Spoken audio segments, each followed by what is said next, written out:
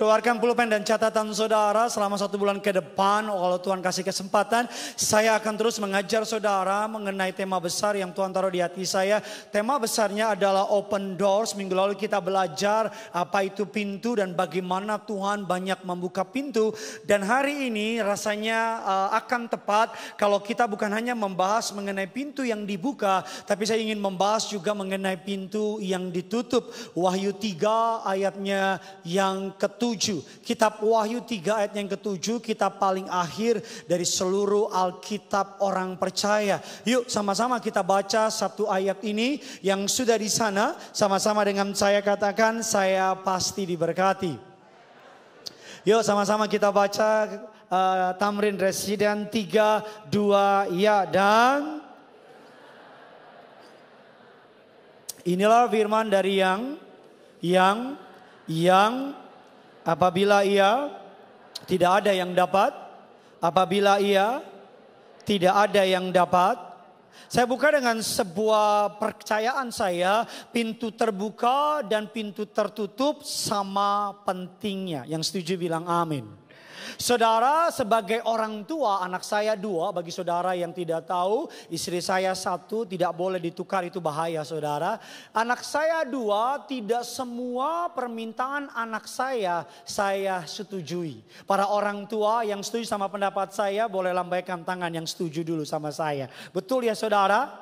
Tidak peduli kita mampu atau tidak, tidak peduli kita bisa atau tidak, karena kita tidak akan memberi untuk anak kita yang di bawah 5 tahun, walaupun kita mampu beliin dia mobil, tapi kita nggak akan kasih dia mobil. Yang waras dan setuju bilang amin. Karena tidak semua permintaan anak kita baik buat dirinya, betul apa tidak? Nah karena ini kita akan belajar pada hari ini mengapa Tuhan tutup pintu. Mungkin hari ini saudara berada dalam season di mana Tuhan tutup pintu depan saudara dan saudara mulai merasa Tuhan gak sayang, Tuhan gak peduli, Tuhan gak care sama saya. Mungkin hari ini pintu karirmu lagi ditutup. Mungkin hari ini pintu kesehatanmu lagi ditutup. Mungkin hari ini engkau sedang patah hati karena out of nowhere Tuhan tutup pintu dan saudara don't know what to do, gak ngerti mau buat apa. Goal dari khotbah ini supaya pulang dari tempat ini, saudara ketika Tuhan tutup pintu, saudara nggak marah. Ketika Tuhan tutup pintu, saudara nggak patah hati. Oleh karena itu saya tulis dalam slide saya, di balik pintu yang tertutup, terdapat tangan kasih karunia Tuhan yang bekerja demi kebaikan kita. Di balik pintu yang Tuhan tutup ada tangan kasih karunia-Nya yang bekerja untuk kebaikan kita. Colek kiri kanan saudara, bilang dia bekerja mendatangkan kebaikan. Bilang sama yang baru ngomong, bilang sama dia saudara. Nah kita akan belajar 4 poin mengapa Tuhan menutup pintu. Glow Tamrin Residen, saudara siap diberkati? Coba yang siap diberkati, lambaikan tangan saudara dan kasih tepuk tangan sedahsyat, sekeras, sekuat mungkin bagi Tuhan kita. Yang pertama, kenapa Tuhan tutup pintu? Catat dalam catatan saudara. Yang pertama, dia menutup pintu, saya sebut dalam slide saya, a divine protection. Dia menutup pintu untuk melindungi saudara. Bilang kiri kanan saudara, dia melindungi kamu loh. Amin. Kita buka firman Allah terambil dari kitabnya Kejadian 7 ayatnya yang ke-16. Yuk sama-sama kita baca Gelotambres 3, 2, ya. Dan yang masuk itu adalah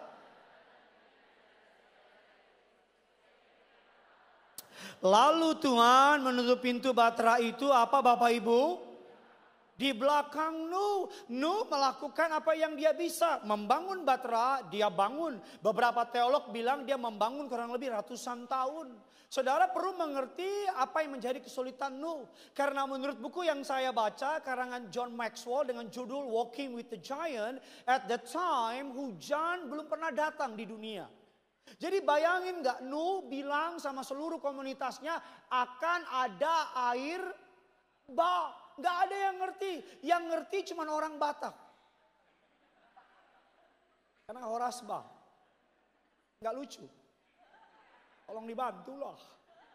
Gak ada yang ngerti, saudara bisa bayangin gak? Hujan belum pernah turun dan dia bangun batra yang super gede. Dan tiba-tiba dia lagi tok, tok, tok, tok. Datang anak-anak kampung 3-4 orang.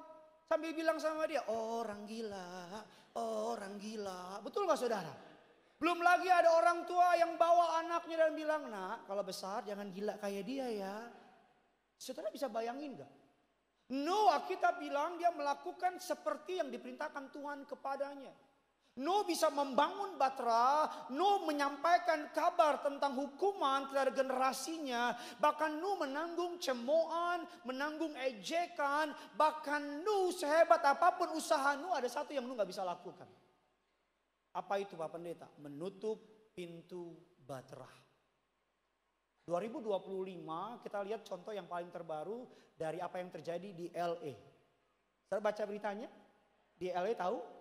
Langgawan atas. Kita baca di beritanya, Pak Bu, bayangin yang kebakar 1.104 rumah.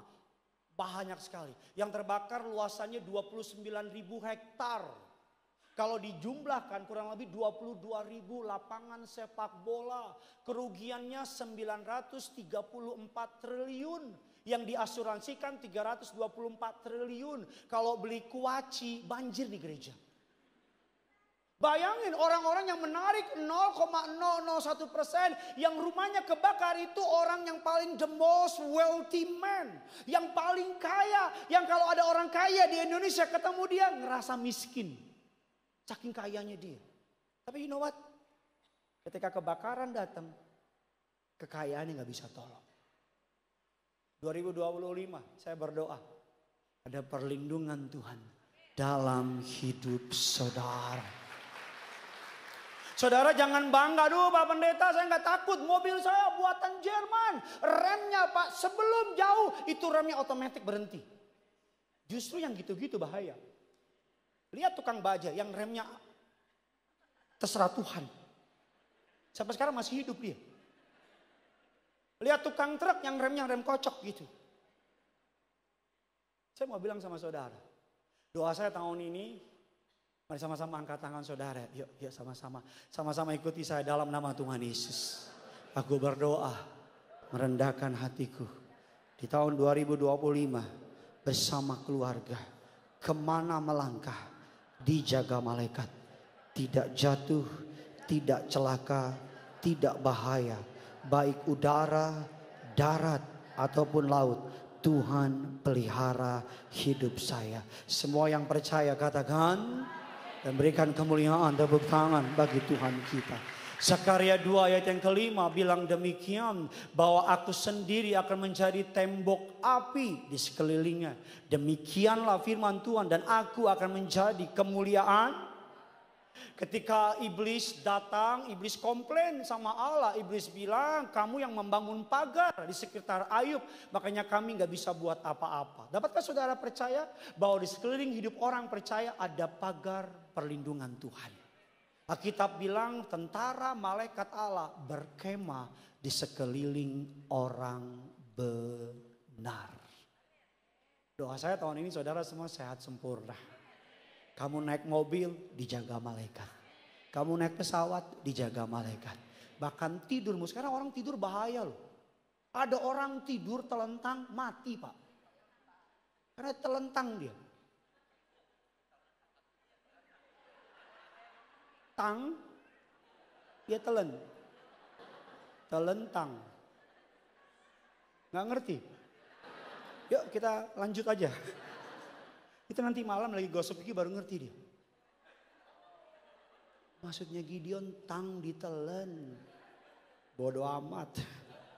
Yang kedua, kenapa Tuhan tutup pintu? Yang pertama, divine protection, perlindungan ilahi. Yang kedua, Pak Bu, kenapa Tuhan tutup pintu? Karena saya pelajari dalam Alkitab, Tuhan menutup pintu yang pertama untuk mencegah kita berbuat kesalahan. Amin. Untuk mencegah kita berbuat apa? Kesalahan. Karena banyak keputusan yang kita ambil berdasarkan informasi yang nggak lengkap. Makanya Tuhan tutup. Jadi kalau Tuhan tutup pintu jangan marah. Bisa jadi Tuhan tutup untuk saudara tidak melakukan keputusan yang bodoh. Yang setuju bilang amin. Yang kedua, kenapa Tuhan tutup pintu? Untuk melakukan yang kedua namanya divine preparation. Untuk mempersiapkan saudara.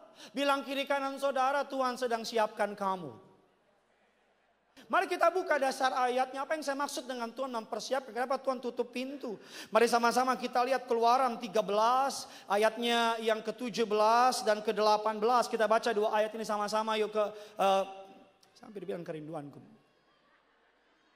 Gelo Tamin Residen kita baca 3, 2, ya. Allah tidak menuntun mereka melalui walaupun jalan itu yang apa? Yang paling dekat. Sebab firman Allah jangan-jangan apabila mereka menghadapi apa? Sehingga mereka kembali kemana? Ayatnya yang ke-18 kita baca lebih keras lagi. Tetapi berputar melalui jalan menuju laut. Dengan siap sedia berperang, berjalanlah orang Israel.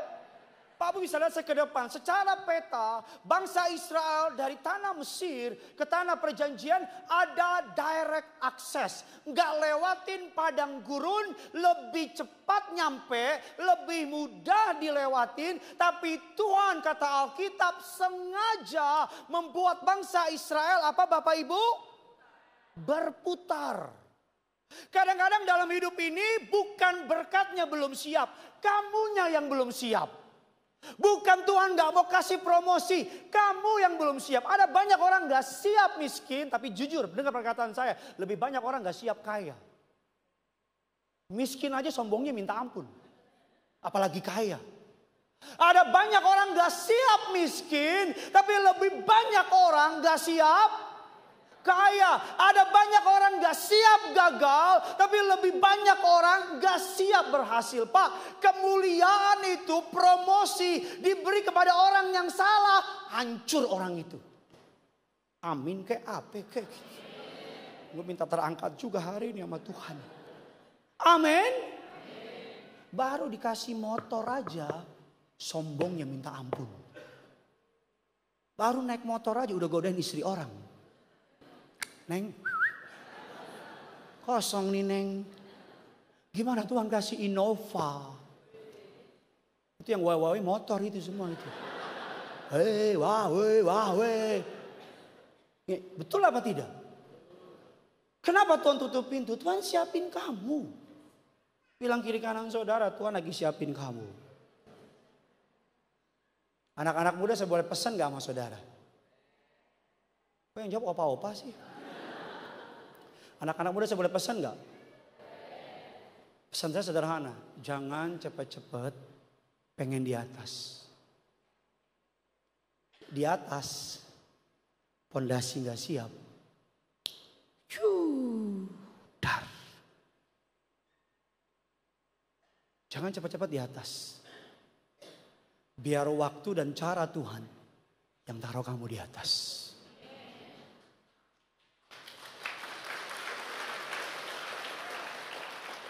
Sebenarnya yang ini nggak niat tepuk tangan yang ini. Karena sudah tepuk tangan ya udah biar rame. Betul apa tidak?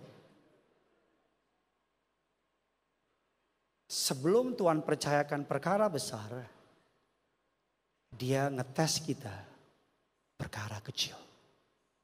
Halo? Kita kan sekarang ada di generasi yang pengen besar. Tanpa sadar nggak punya kualitas. Betul apa enggak? Makanya berantakan. Sebelum Daud menjadi raja Israel, Tuhan mempercayakan 2-3 ekor kambing domba sama dia. Alkitab saya bilang setiap hari Daud berlatih melempar batu. Daud tahu nggak akan ketemu Goliat? Nggak tahu, kita yang tahu. Tapi kita nggak bisa kasih tahu dia. Tapi Daud nggak tahu, betul apa tidak? Setiap hari Daud berlatih. Tanpa tahu akan ada Goliat yang menunggu dia di depan. Tetapi ketika waktunya tiba, Tuhan lihat dari surga, Tuhan bilang, udah siap sih Daud. Tuhan munculkan kesempatan. Saya mau bilang sama saudara, jangan sampai kesempatan dari Tuhan datang kamu gak siap. Ada banyak orang punya kesempatan, gak punya kemampuan. Ada banyak orang punya kemampuan, gak dapat kesempatan. Apa yang disebut dengan anugerah Allah? Kesempatan dengan persiapan ketemu.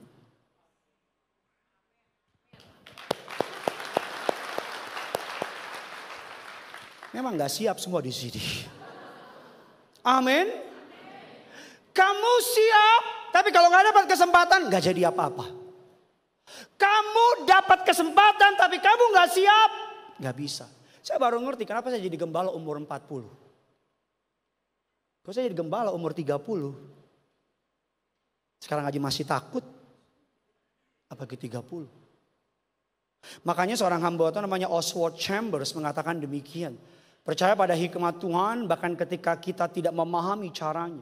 Dia bukan sedang mempersiapkan berkat untuk Anda. Dia sedang mempersiapkan Anda untuk menerima berkat itu. Colek kiri kanan saudara bilang, ya belum sabar. Bilang kiri kanan saudara berkatnya sudah siap. Bilang sama yang baru ngomong, kamu yang disiapkan. Kamu yang lagi menanti anak, kadang-kadang Tuhan gak kasih. Tuhan bilang berdoa aja ribut mulu. Apalagi ada anak, dimutilasi tuh anak. Kamu yang menanti pasangan hidup, Tuhan bilang ya elah, kata Tuhan, diri sendiri aja gak bisa diurus. Apalagi mau ngurus orang. Halo? Saya selalu bilang sama saudara, seluruh dunia tahu untuk menjadi besar harus dimulai dari kecil. Pintu yang besar dibuka dengan kunci yang kecil. Gak ada kunci sebesar pintu. Gila yang buat itu. Betul apa enggak? Pak, Bu, anak-anak muda, jangan remehkan hal-hal kecil dalam hidupmu. Jangan remehkan hal-hal kecil. Kalau kamu pegawai kontrak, setia dengan kontrakanmu. Sebenarnya gak begitu maksudnya. Halo? Kalau kamu dipercaya dengan toko kecil, setia di situ. Kalau kamu masih dipercaya motor, setia walaupun motornya nyicil 5 tahun dan baru bulan pertama. Setia. Naik motor sambil sukacita. Kasihnya seperti sungai weng-weng. Rawat motor dengan baik. Tuhan lihat di surga. Tuhan bilang, udah siap. Kirim Innova. Jangan malu-malu dong. Amin. Bilang kiri kanan saudara, berkatnya sudah siap. Kamu yang sedang disiapkan. Yuk kasih kemuliaan, tepuk tangan dulu buat Tuhan kita. Yang kedua, kenapa Tuhan tutup pintu? Yang pertama, divine protection. Yang kedua, divine preparation. Allah sedang mempersiapkan kita. Dan ketiga, ini kesukaan saya, mengapa Tuhan tutup pintu? Divine direction. Saudara pernah nonton di YouTube ada sebuah percobaan seekor tikus ditaruh di sebuah labirin. Dan dari setiap tikus itu ditutup pintu karena pemilik dari tikus itu hendak mengarahkan tikus ini ke target yang ingin dilakukan. Yang ngerti bilang amin dulu. Jadi yang di sini ditutup, tikus begini ditutup, ke sini ditutup, ke sini ketutup, ke sini ditutup dengan tujuan supaya tikus itu sampai ke yang dimau oleh pemilik tikus itu. Kadang-kadang dalam hidup ini Tuhan tutup pintu yang ini supaya kamu diarahkan ke sini, ditutup lagi, diarahkan ke sini, ditutup lagi, diarahkan ke sini. Karena Tuhan tutup pintu bukan karena Tuhan gak sayang. Tuhan tutup pintu justru karena dia sayang sama saudara. Dia gak mau saudara dapat yang baik, dia mau saudara dapat yang terbaik. Makanya bagi anak-anak muda, izinkan saya ngomong begini. Kalau pacaran itu masih pacaran, B aja. Biasa aja. Kalau putus, kalau cowok bilang kita putus, bilang sama dia oke. Kok kamu oke aja? Lalu mau apa lagi? Kamu gak nyesel? Kamu yang nyesel. Gak usah nangis, balik badan, baru nangis. Saya suka geli. Anak perempuan, anak laki-laki kalau putus mohon ngemis-ngemis. Tolong dong, tolong. I will do anything for you. Najis. Kasih tahu aku kurang apa, tolong. I cannot live without you. Aduh ampun. Orang kayak gitu cocoknya di LA itu pas kebakaran tuh. Iya.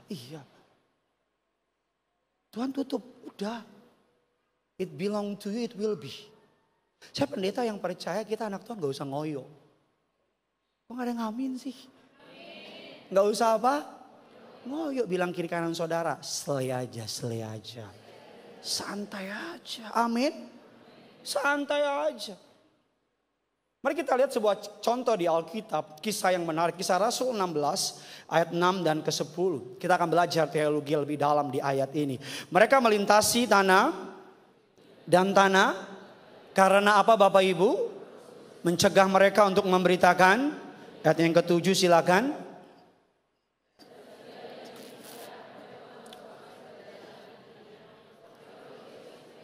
Stop, bukan berarti Roh Kudus, Roh Yesus is a different spirit, no. Tapi ayat ini sedang memberikan informasi tentang Trinitas. Jadi bukan a different spirit, bukan hal yang berbeda. Tapi dia sedang memberitakan informasi tentang Trinitas. Ayat yang ke-8 sama-sama kita baca setelah. Ayat yang ke-9, pada malam harinya tampaklah berdiri di situ berseru kepadanya, katanya. Ayat yang ke-10, kasih keras suaramu setelah.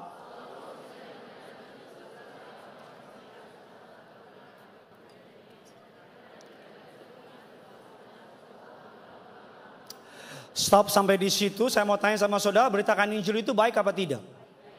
Memberitakan Injil itu kehendak Allah apa tidak? Menolong orang yang belum kenal Injil itu bagus apa tidak? Lalu kenapa dalam ayat yang baru kita baca, Roh Allah, Roh Yesus melarang Paulus memberitakan Injil? Saudara, pernah gak dalam hidupmu permintaanmu baik, gak merugikan orang lain, gak melanggar hukum, dan kalau berhasil bisa jadi kesaksian, tapi Tuhan gak kasih? Coba yang pernah boleh bantu saya angkat tangan. Wih, orang kudus semua di sini ya. Hebat, doamu dijawab semua ya. Saya akan kasih gambar peta, ini petanya. Saudara, ini peta Paulus perjalanan dalam second missionary journey-nya. Paulus melakukan 3 perjalanan misionaris. Yang pertama, yang kedua dia berpergi dengan Silas, dengan muridnya Timotius. Yang ketiga, beberapa teolog sepakat dia pergi dengan Lukas, Dr. Lukas. Dikatakan ini perjalanannya, saudara. Dimulai dari Yerusalem, dia pergi melayani Antioquia, Tarsus. Ayat yang baru kita baca dikatakan Paulus hendak melayani di Galatia. Di Galatia ini sekarang adalah bagian dari negara Turki. Di utara, di atas, di Galatia. Saudara, di atas ketika ingin memberitakan Injil, Alkitab bilang Roh Kudus melarang. Betul apa tidak? Dia lanjut lagi ingin ke Bintia. Itu lebih atas lagi dari yang namanya Turki. Lebih dekat ke Asia daripada ke Eropa. Ingin sampai di sana, Alkitab bilang roh apa Bapak Ibu? Roh Yesus melarang. Yang menarik Pak Bu, padahal mereka ingin memberitakan Injil. Kenapa dilarang? Kan itu pertanyaannya. Kalau pengen beritakan yang lain kita paham, betul gak? Tapi beritakan Injil. Karena gak jadi dia naik ke atas Tarsus, ke Listra, sampai di Troas. Di Troas baru Tuhan kasih penglihatan untuk ke Makedonia, di atas Makedonia. Makedonia itu sekarang negara bagian dari Yunani. Gampangnya begini, kayak saudara dari mukanya bingung semua nih. Gampangnya begini, Paulus mau nginjil lagi di Bali. Dia mau nginjil di Surabaya, Roh Kudus bilang gak boleh. Dia pindah ke Madura, Roh Yesus bilang gak boleh. Terus dia bingung, kemana dong? Roh Kudus bilang pergi ke Thailand.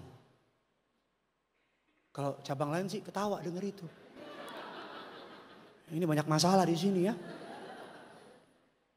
Saudara bisa ngerti gak maksud saya? Lebih gampang ke atas kan?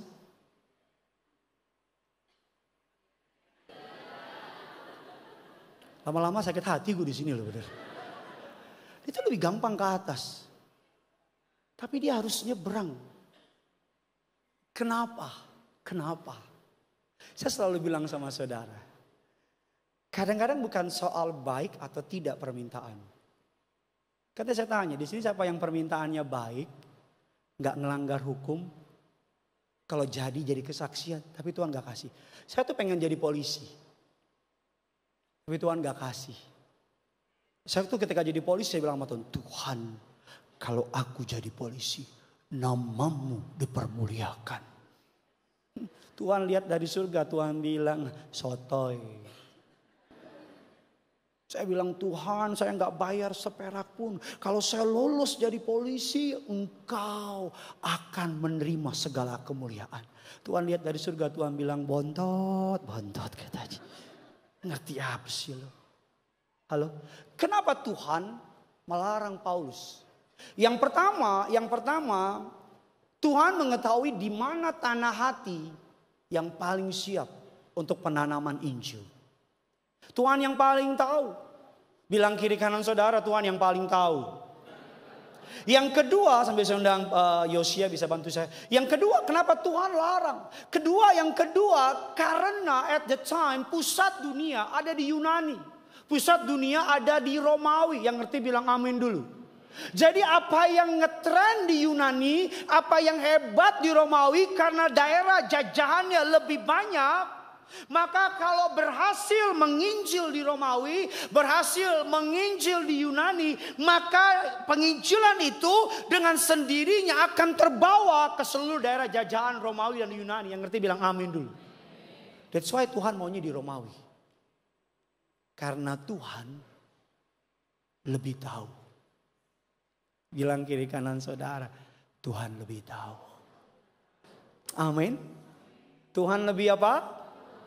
Makanya sebuah kutipan dari Dr. Charles Swindoll bilang demikian.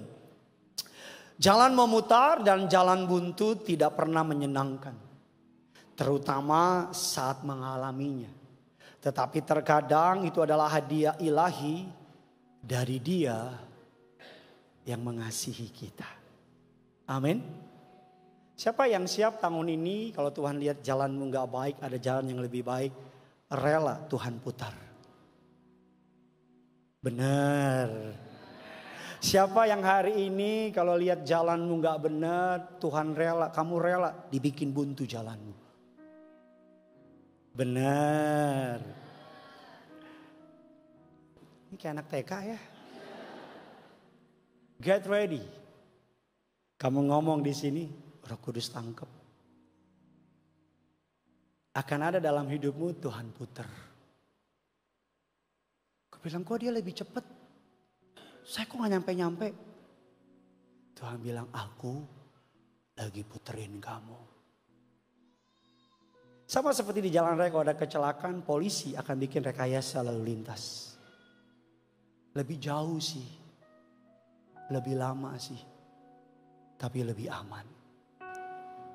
Makanya kan ada lagu yang dinyanyikan oleh almarhum.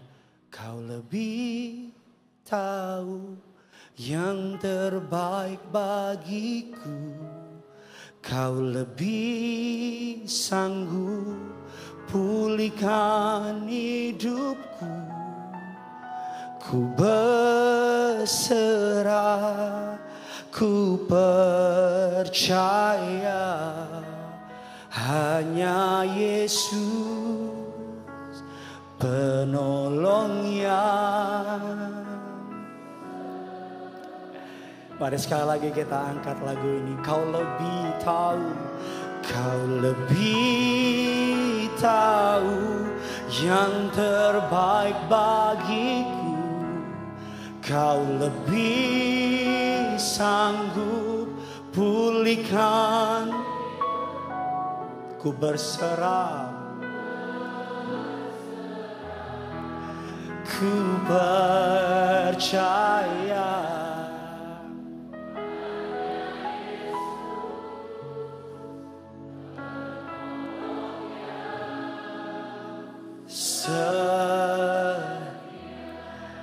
Bilang kiri kanan saudara, Tuhan lebih tahu. Ada orang datang sama saya nangis-nangis, air mata sama ingus susah dibedain. Pak Pendeta, saya mau nikah seminggu lagi. Ternyata saya baru tahu cowok saya punya selingkuhan. Terus gimana? Saya bilang, kami cancel pernikahan. Oh puji Tuhan, kok puji Tuhan? Saya malu Pak, malu. lalu? Kenapa Tuhan gak cancel jauh-jauh hari? Kenapa baru sekarang? Saya bilang lebih baik tahu sekarang. Karena udah terlanjur nikah. Kadang-kadang hati kita perlu luas. Kadang-kadang hidup ini gak berjalan sebagaimana yang kita mau. Tapi ketika hidup ini berjalan terjadi sesuai yang kita di luar rancangan kita, punya iman. Satu pintu ditutup, dia mengarahkan kita ke pintu yang lebih baik. Amin. Kita berikan kemuliaan dulu bagi Tuhan kita. Yang keempat, yang terakhir. Kenapa Tuhan tutup pintu? Dikatakan yang pertama divine protection, yang kedua divine preparation, yang ketiga divine direction, dan yang keempat divine promotion. Tuhan tutup pintu untuk memberikan promosi ilahi. Mari kita lihat firman Allah Kejadian 40 yang ke-23. Saudara diberkati, amin. Yuk sama-sama kita baca satu ayat ini. 3, 2, 1, ya.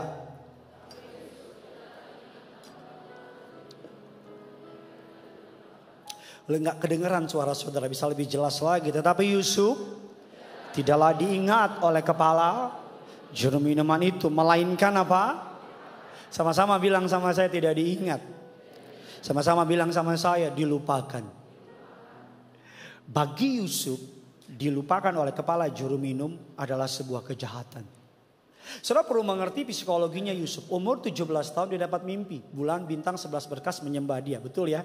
Wow, dia semangat open doors. Wow, ada promosi. Dia cerita sama keluarga. Apa yang terjadi dari open doors jadi red doors.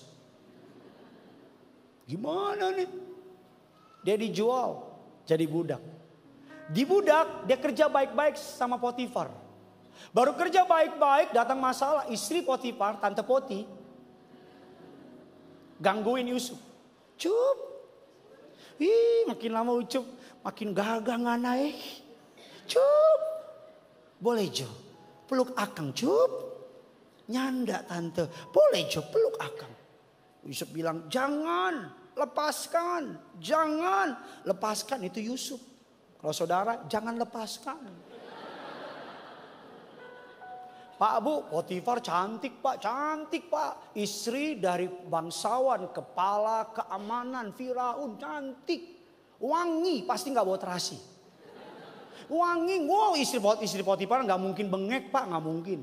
Gak mungkin TBC, gak mungkin. Cup, gak. Kalau gitu Yusuf bilang setan keluar kau. Cantik, makanya Pak, laki-laki ujian sebelum promosi biasanya seks. Dengar baik. Laki-laki apa sih lemahnya sih? Uang, seks. Saudara kuasain dua hal itu, 70% jalanmu lancar. Diam aja terus sampai Tuhan datang kedua kali. Gak apa-apa, diam aja terus sampai Paskah. Ya. Bagi Yusuf terkesan Tuhan tutup pintu. Tapi bagi Tuhan, gini loh Pak, 17 dia di penjara, 30 dia dipromosiin. Berarti berapa tahun? 13 tahun. Sebelum 13 tahun, 3 tahun, 10 tahun, Yusuf ketemu kepala juru minum. Yusuf interpretasikan mimpinya. Oh, arti mimpimu pasang nomor 5. Pasti keluar tuh nomor. Enggak ada di Alkitab. Juru minum keluar, selamat. Ini kepala juru minum loh Pak. Kepala juru minum. Artinya dia hands on sama Firaun. Betul nggak? Dia tuh bener-bener, kalau Firaun mau minum, bilangin kepala juru minum ada itu nggak, bandrek. Oh ada, lagi diambil. Tapi kepala juru minum melupakan Yusuf. Kalau hari ini orang lupa sama kamu, jangan marah. Halo? Kalau hari ini kamu tolong orang dan orang itu nggak inget, jangan marah. Jangan bilang dasar lu nggak tahu diri lu. Dulu gue yang tolong. Kamu yang salah naruh pengharapan. Halo? Gila lu dulu waktu dari kampung gue yang tolong. Udah cukup kamu sama Tuhan yang tahu. Kalau kamu udah bantu, udah tolong, udah bela dan orang itu lupa, bahkan serang kamu, nggak apa-apa. Berarti kamu mau dipromosiin seperti Yusuf dipromosikan Tuhan. Amin. Di waktu yang tepat, Firaun mimpi. Kartu itu Tuhan pakai. Tuhan tahu the whole map. Dia tahu seluruh mapnya. Tuhan bilang ketika juru minum baru keluar, Tuhan bilang gak gue keluarin sekarang. Kalau sekarang dikeluarkan, Yusuf keluar, siapa yang mau mempekerjakan? Bekas pemerkosa. Siapa? Gak ada yang mau pakai. Tuhan tunggu. Karena Tuhan tahu 2 tahun kemudian, Firaun dikasih mimpi. Di situ Tuhan ingetin sama kepala juru minum. Ada di penjara yang bisa ngertiin mimpi. Hari ini kamu gak ngerti. Tapi suatu hari, titik dalam hidupmu, Tuhan mulai sambungin. Dan kau boleh bilang gini, oh kenapa dulu sama lontong itu gak jadi. Ini maksudnya. Saya udah gak boleh ngomong lapet sama istri saya. Saya bilang, kamu gembala jangan ngomong lapet lagi. Saya bilang, itu makanan. Janganlah, gak elok. Benar ya saudara ya? Wah, saudara gak kasih pendapat apa-apa nih. Saya simpulkan khotbah saya. Yang pertama, Tuhan sepenuhnya berdaulat. Yang setuju bilang amin. Yang kedua, Tuhan bertanggung jawab penuh. Pintu terbuka dia bertanggung jawab. Pintu tertutup dia bertanggung. Yang ketiga, pintu tertutup memimpin kita ke pintu yang lebih baik. Yang keempat, berharap pada rencana Allah saja.